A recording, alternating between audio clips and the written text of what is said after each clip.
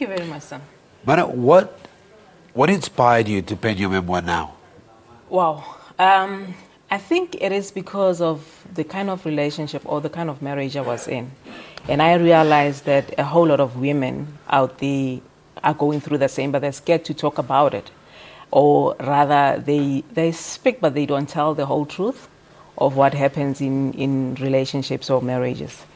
And it came, from a whole lot of my friends saying that, you know what, by what you went through and you talking about it, it actually helped me. Why are you not helping people out there? And again, it came as part of my healing. I had to heal from what I went through. And I tried everything. I was not really healing, but writing the book somehow healed me. You spent a large part of the first book talking about verbal abuse and physical abuse. I would assume that happened while you were married. Yes. And since then, have you gotten divorced from that person? Yeah, my divorce was actually finalized last year. Yeah, you're probably very happy now. I am. I'm one of the happiest people. Talk to me about sharing that part, because that must have been incredibly painful in the book, reflecting back on what happened to you. Much as it might seem painful, I think it brought healing. Okay. And going through that, reliving the whole thing, going through what I went through in the marriage, brought a lot of perspective in my whole life. Like and what? Growth. Really, I think me going through that, I had to see the other side of me. I really had to understand who Mmana is. And there are some parts of my life that, there are certain things that I didn't know that I can do.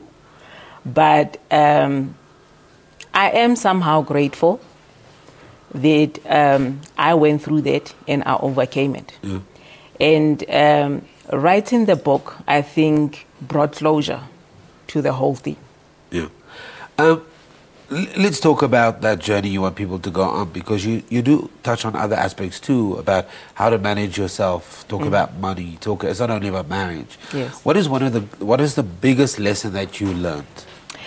The biggest lesson I learned from the whole thing is being comfortable and understanding yourself as a person. Most of the time, especially when we get married, we have a tendency of losing ourselves in marriage. And we assume what community says we should be or what the partner is saying we should be. Yeah. But it is important that much as you are somebody's partner, you should also not forget who you are or lose yourself altogether. What attracted that person to you in the first place? Wow. To keep that. What I'm actually saying is that it's important to remember who you are, because there were things in you that attracted that person. And so you shouldn't lose those things. Wow. What attracted me to him? I don't know.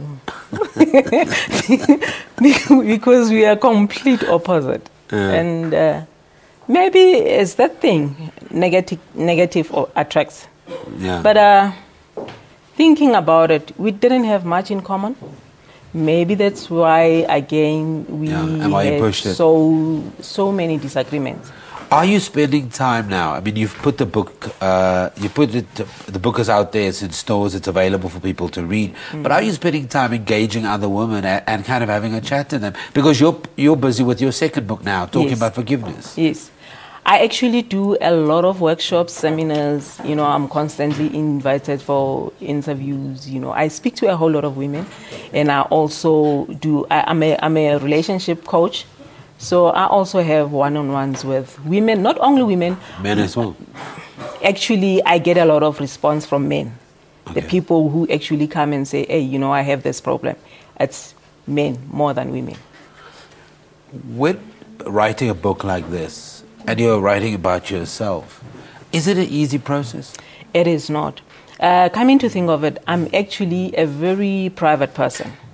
One of my friends was saying to me, you being that private, how did you pull it through? And when I look back and I say, I couldn't have done it, I think it is because of God that I pulled it through. Because reading the book, I've read the book, I don't know how many times. I keep saying, how did I write this? I couldn't have written it. And it was not easy, but the funny thing of the whole thing is it actually took me 21 days to finish the book. Wow. You want other men, women to reflect on your life, but take out the positive things out of it as well. Yes. At what point, when you started this process, did you become positive? Or were you positive from the moment you started penning it? I think what kept me sane is the fact that I was positive throughout the marriage. Even when I was going through the abuse, I remained positive.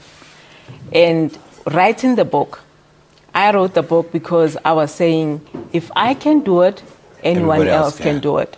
And most women are unable to face it because they think they are scared of being judged. For sure. Okay. So the book is available in all good bookstores. That's our guest this morning of Truth Be Told, My Journey in Life. It's Mmana BathoBakae. Her book was written to inspire others about relationships, life lessons, and God. Let us know what you think. Okay.